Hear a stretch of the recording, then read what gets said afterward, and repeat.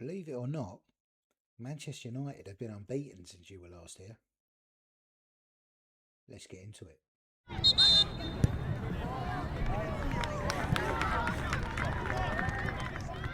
So you were last with me in the Bristol City game, and since then we've played 3 league games and 3 Champions League games. So after that 2-0 win at Bristol City, we went and beat Feyenoord away 3-0. Kevin Schade getting 2, Franca getting 1, in a very rotated side, and rotating the side is kind of been a bit of a thing really in these games, just giving everyone some game time. We've had a few injuries, so everyone's getting plenty of minutes.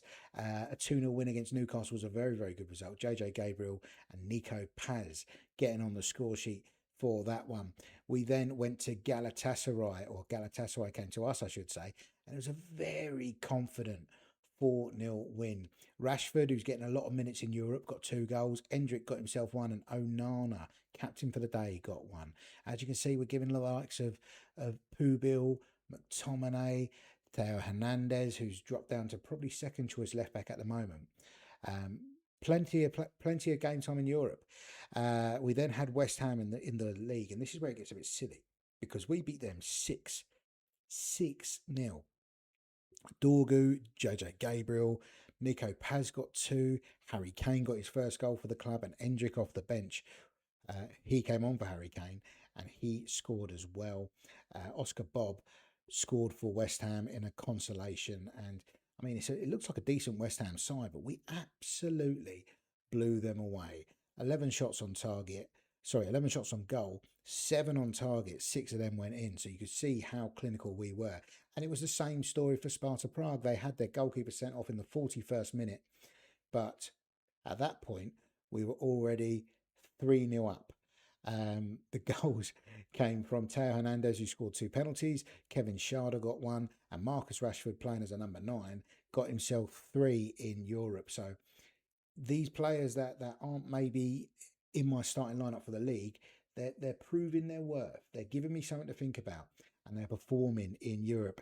And then we played Crystal Palace away in the league, and a comfortable 2-0 win. Enzo Fernandez and Endrick with the goals there. And again, you can see Rory McConville's getting game time. Jace Fitzgerald's got his first start. We are moving. We are moving players around in and out of the first team, and it seems to be going pretty well for us. Nico Paz is on fire. He's got 6 in 8. Marcus Rashford has got 3 and 5, inflated by that hat-trick in Europe. Endrick's got 4. Gabriel and Trent have both got 3, as has Kevin Schade. So we're sharing the goals round. Assist-wise, Enzo Fernandez is up there. Theo Hernandez, Nico Paz. Things are looking extremely, extremely good for us right now. And it's the rotation players, the likes of Rashford, Fitzgerald, Schade, that are all at the top of the average rating list. So, I mean, there's something to be said about that. In some transfer news, Ethan Wheatley has left the club. He's gone to Stoke for £3.5 million, which he's a good player, but I thought that was really good money for him. He was on the transfer list, so we didn't want him. And we are currently sitting top of the Premier League. We still only lost that 1 game to Arsenal, but we are 3 points clear of them. Man City do have a game in hand, but there's only 7 games played, so we can't look too much into that right now. So looking forward to today's episode, the 4 games I'm going to be bringing you are Sunderland away, Aston Villa at home, Prague at home, and then City away, which could be a big game because we've only played 7 at the moment. That'll be our 10th game of the league.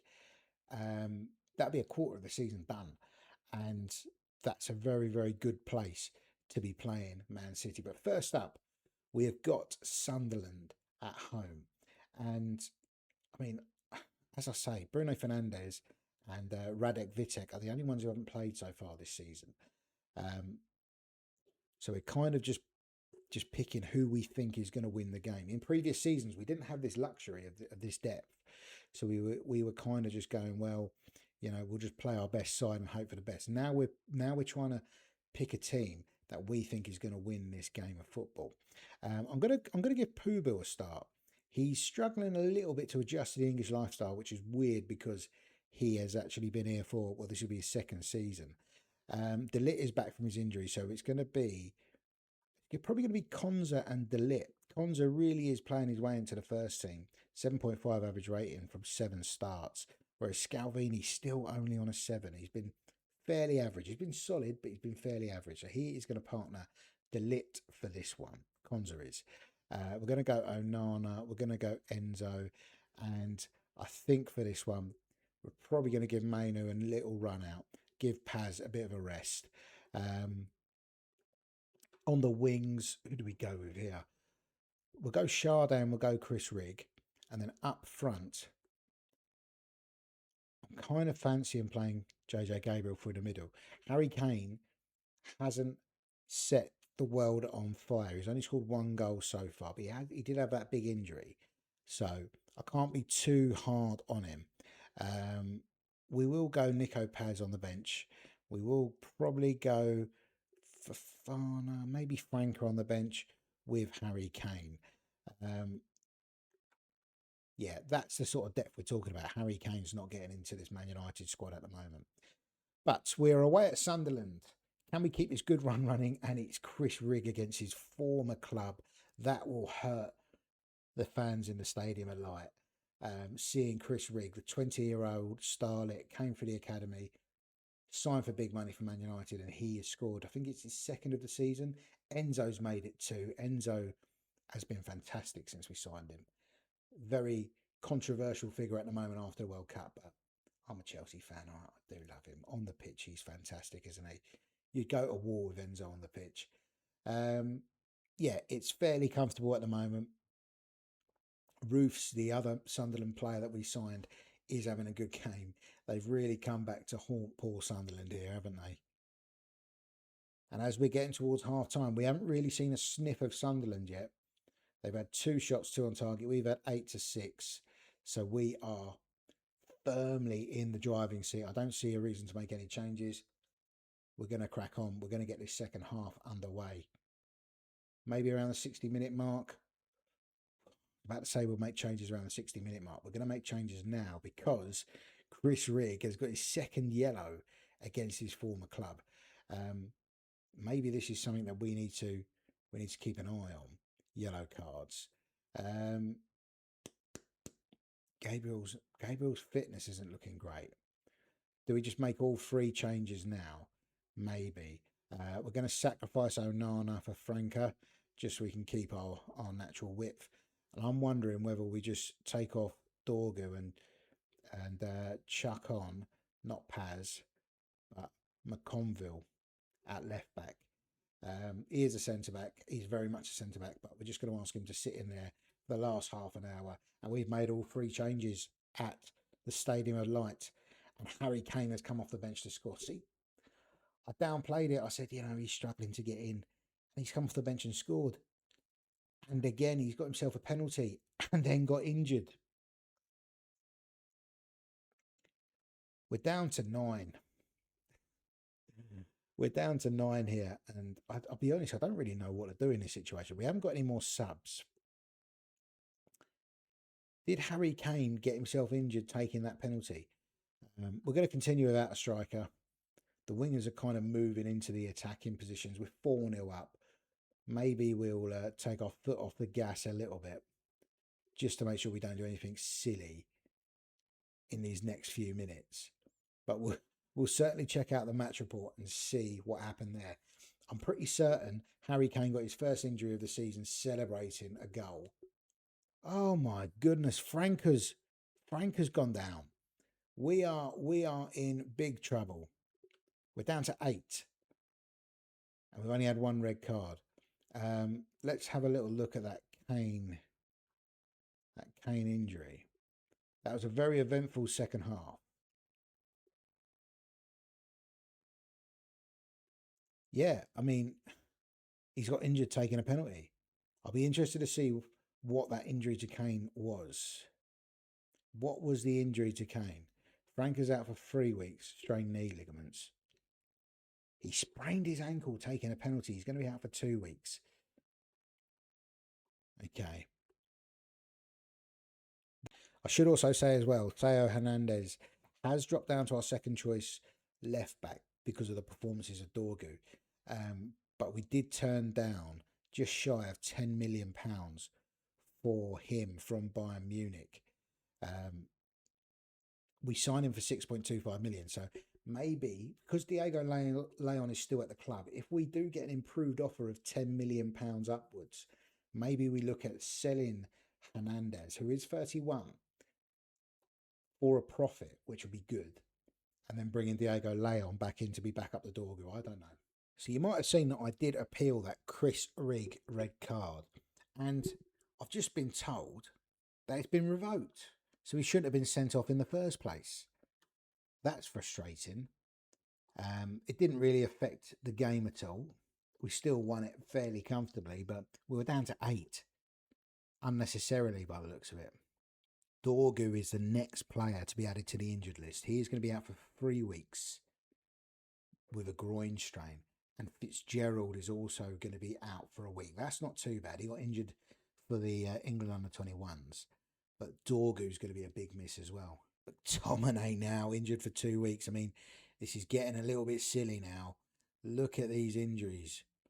Kane, Franca, Dorgu, McTominay now. Just so many players injured. Fitzgerald. It's not great. Besiktas have come in for Mazraoui, who we are happy to move out. He's never really been a major part of the starting 11, but where he's so versatile, he was always a good player to have around.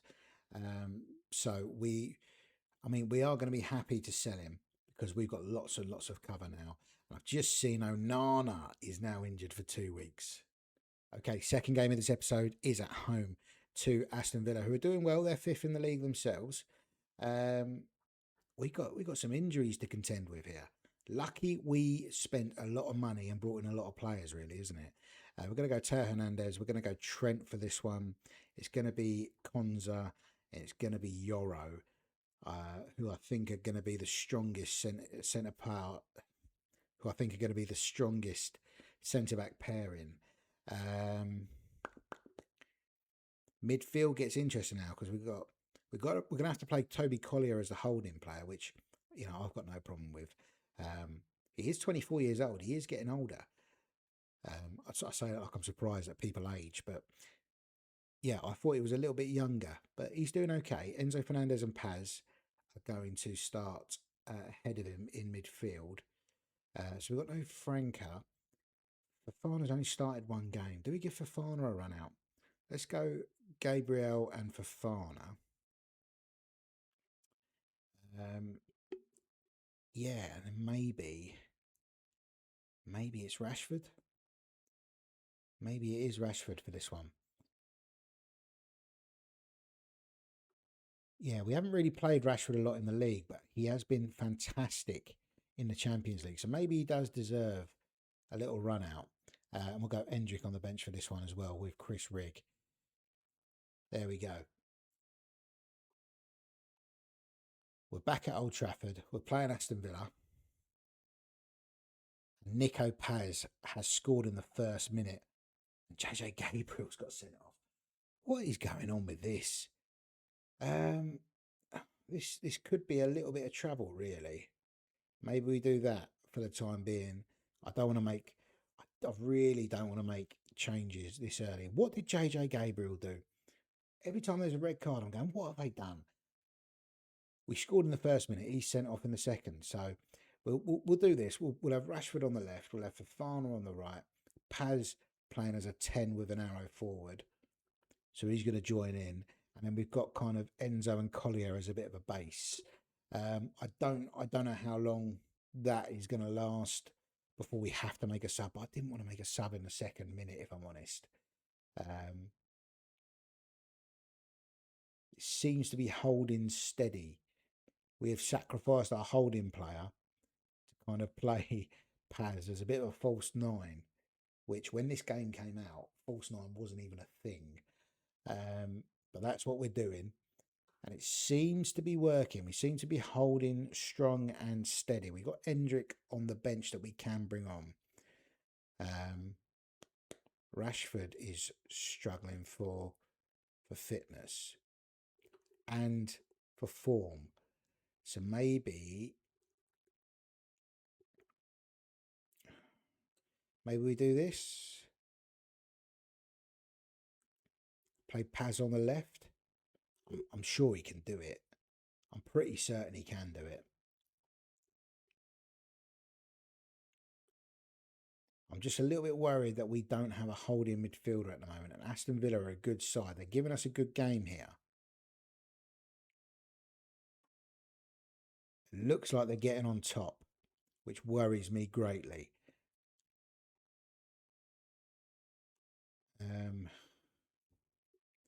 Where do we need legs?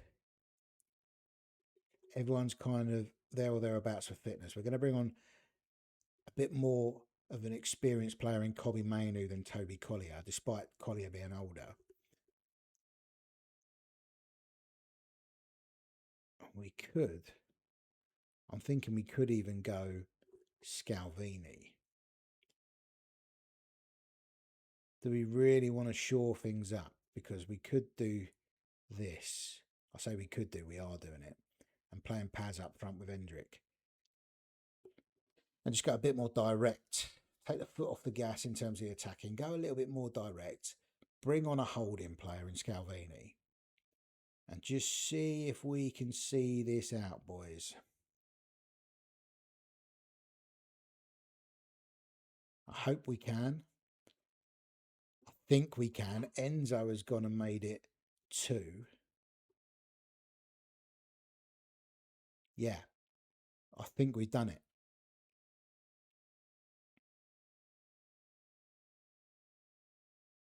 We have done it. Fantastic. We don't concede many goals, do we? I mean, we've conceded 5 in the league so far. The last time we conceded a goal was that 6-1 win over West Ham. And then, we didn't concede in the 1, 2, 3, 4 before that. So, I mean, we have got Man City coming up, so I probably should shut my mouth. But that's a very, very good start to this season, I think. Okay, European action, and it is a chance for us to rotate. The FA's revoked JJ Gabriel's ban now. We're just getting players sent off for no reason. Let's have a little look at the squad. We've still got 3, the table in Europe. We've still got 3 games to play. We're playing Sparta Prague, who we just beat 6-0. So I'm confident about this one. We haven't conceded in Europe. We've won 3 out of 3. I think a win here means that we go through. I'm pretty certain a win here means that we go through. So that will be good to get qualified as early as we can. We'll go Roofs. We'll go Teo and Pubil. Probably Yoro, Delit. Or do we put Scalvini? Let's put Scalvini in and Delit. Collier's going to have to play because of injuries. I want to play Mainoo. Do we play Mainoo and Rig? And that means that we can go Sade,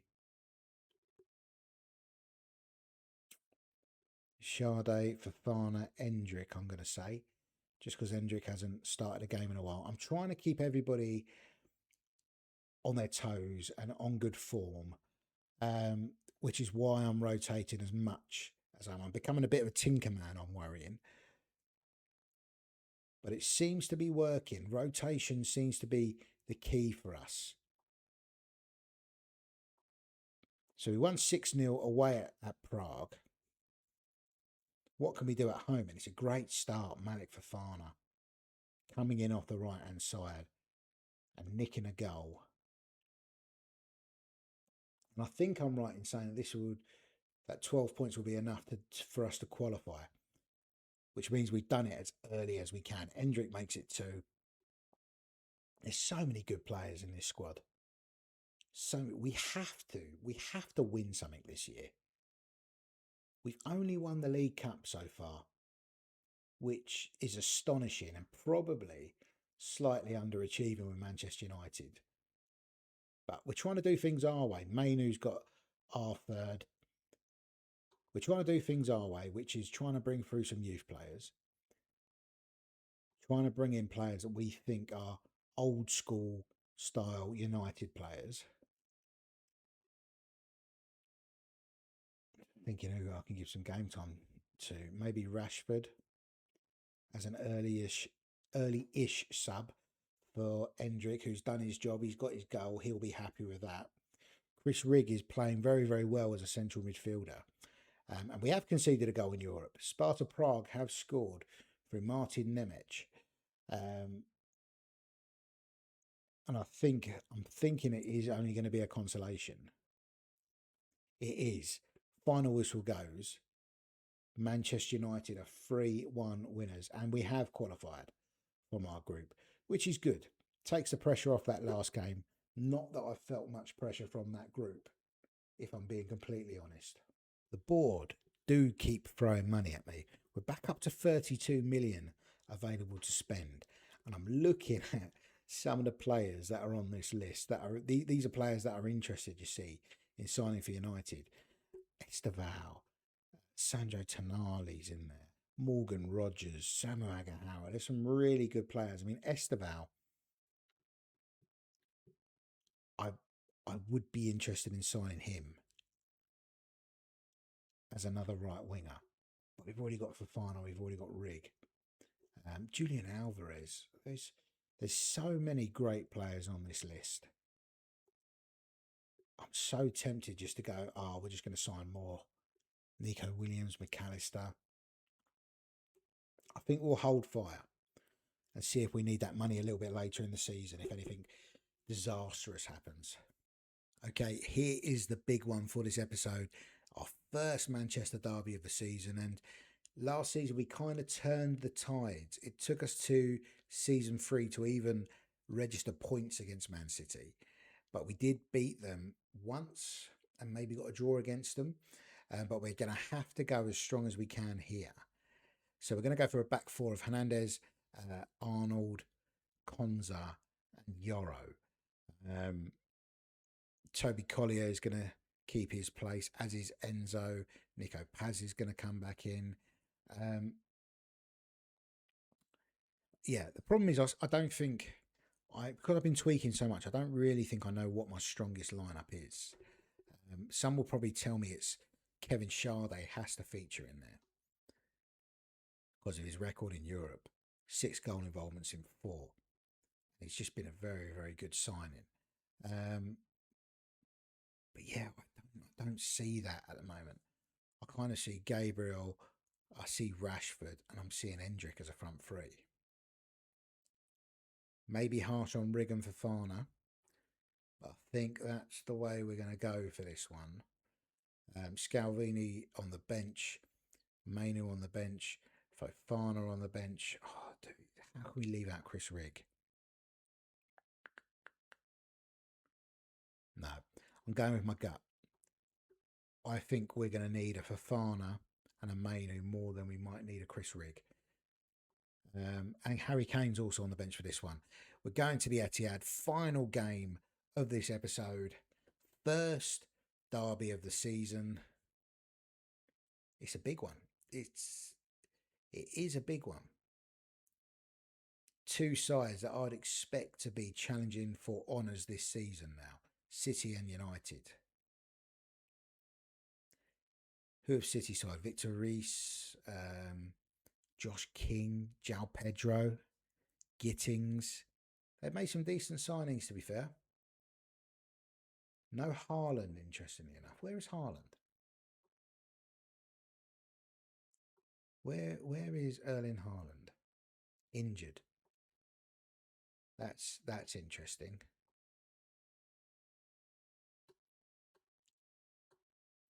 That's good for us for this game because he always scores against us. He's Haaland. He scores against everyone. What am I saying? But yeah, he's been a bit of a thorn in my side. It looks like we're potentially going to go in at 0-0 at half time, which, I mean, would you take a draw against City away? Possibly, especially because they got that game in hand. But a win here would be massive.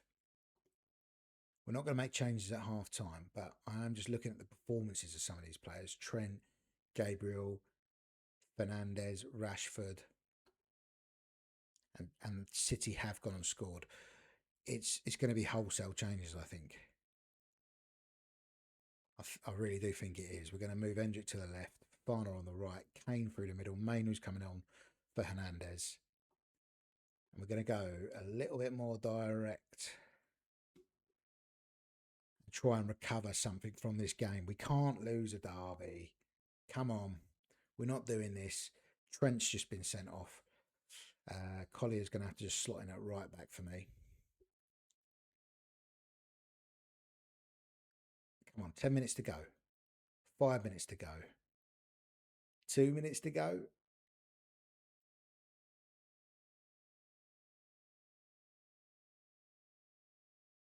No. Second defeat of the season. And it's come at the hands of City, who will leapfrog us when they win their game in hand. Not if, when, because it's City. And that's a bit of a disappointing end. I'm going to appeal this. It's probably going to get revoked because that just seems to be what always happens with us with red cards at the moment. I'm looking ahead to next episode. We've already qualified in Europe, so we don't have to bring you Feyenoord and Galatasaray. I don't know. I mean, I think that we should beat Preston in the League Cup. So I'm thinking bringing you back Spurs, Leicester, Liverpool, Brentford could be tasty. Could be tasty for the next episode.